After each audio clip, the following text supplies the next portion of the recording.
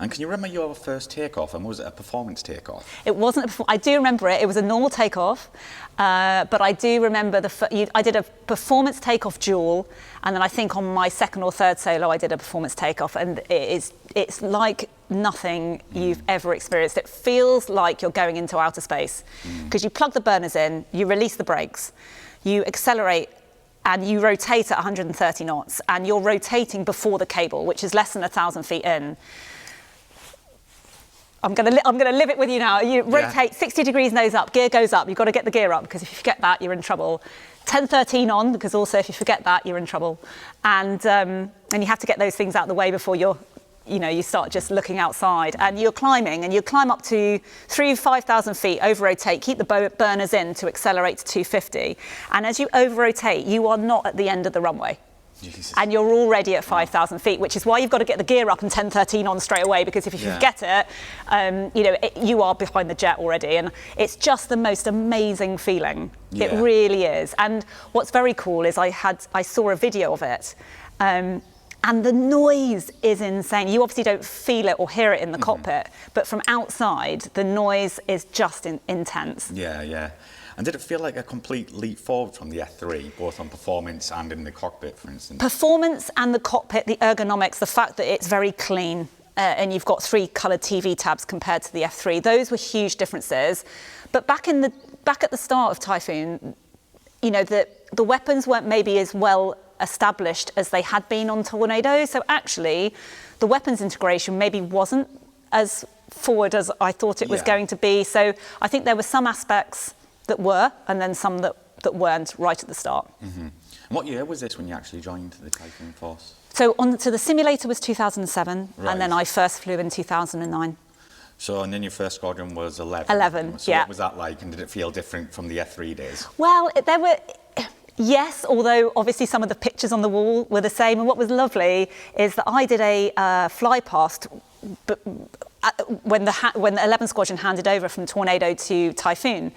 And it was us in the Tornado with the 11 Squadron tail fin. With the new squadron, I had the current squadron boss navigator in my back seat, and I had the new Typhoon squadron boss in the Typhoon.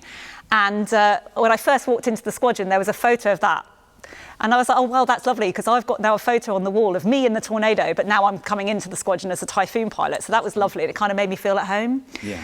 But there were differences. I mean, the badges were different. It used to have 2 eagles on the crest. It doesn't now, it has 1. And just little changes like that made it feel different. But obviously the building was new. I mean, in the Tornado, we used to work in a PBF, in the hardened pilot briefing facilities. And that felt quite sort of Cold War-esque. Right. Whereas obviously at Coningsby, everything was a bit newer and a bit more shiny. So it did feel like it had moved on. Yeah. And did everyone who came to the Typhoon, were they all XF3 as well, or was it was a real mix? Totally. Well, actually, at the time, Harrier, Jaguar, Tornado. So there was a lot of banter from that, because I remember flying when I eventually became an instructor. I remember flying with a guy who had not flown with a radar before. He'd been Harriers and then into the Reds. And he said, oh, Helen, I think the jet's broken. And I was like, what are you talking about? And he said, I can feel this thudding. And I said, oh, no, that's the radar. Welcome to the wonders of the Mexican radar. But, just little things like that. It was funny because there was a real meshing of people together and a lot of different experiences and knowledge, which was actually, I think it stood the force in good stead. So let's talk about DACT on the Typhoon. Oh, yeah. What was that like? And brilliant. What did you go up against? Well, it was nice to finally have a dog in the fight, and pretty much most of the 4th gen fighters, the Typhoon was better. It's got very good energy regain. You can go slow, you can get down to base, and then you can just go up again because you can put the burners in and accelerate. 5th gen, different story. F-22 1v1 was pretty wild what you saw them do. That was amazing. That was over in Exercise Western Zephyr in Langley. But there was DACT. We did. I went on a trials sortie when I was on 41 Squadron, and we flew over to China Lake to do some laser designation pod work. And after that had finished, the VX Squadron there said, oh, do you want to do some 1v1? And actually, interestingly, that squadron was the squadron that had done a lot of filming for Top Gun 2. Right. So they were spinning some bits about Tom Cruise. Yeah. And we did a 1v1. So I went out, did some DACT with them, and we had been beating them just because of the difference in performance. The F-18 is really good. It can go slow. It's got high alpha. But once it's used that, cashed that in, that's it. Yeah. And we ended up, we started at 15,000 feet, did a rate down to base. And actually, we were pretty neutral at the bottom, and we came back, and the guy was like, oh, you know, did you make a mistake? I was expecting to be beaten, and I didn't have the heart to say to him, I'm really sorry, but one of my engines had stopped.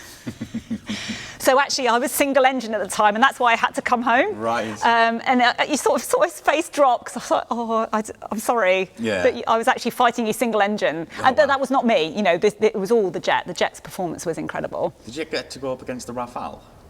Rafale, we did as a squadron, but that was when I was a student, so I didn't, because I hadn't done combat by then. And I haven't since, but yeah, no, I've F-15, F-18, F-22, MiG-29 I've done a lot of combat with, but yeah, the F-22 was just incredible, what it could do. It literally would do something in front of you which you couldn't even understand. I don't know how to fight that, because I didn't know that was physically possible. Yeah. So when you flew on large exercises, what do the Americans think of the Typhoon? Were they impressed with it? I think, again, there were certain, I think it's still evolving, and I think it's maybe maturing to a really good place now. Back in 2013, we went to Red Flag, and there were certain elements of it that it couldn't do yet, which I think was quite frustrating. But the performance was always impressive. I mean, I led a package, and I said, so Typhoon's going to go out in block 5, so 50-odd thousand feet. And I said, oh, F-15s, guys, can you come out in block 4, and then we'll have the F-18s in block 3? And they were like, no, we can't even get to block 4.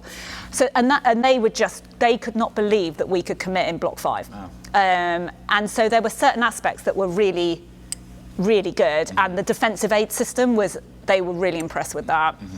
But there were certain things that we couldn't do. So I think there's always pros and cons, isn't there? And it's always nice to know what you can't do, because then that means that you can start working on that.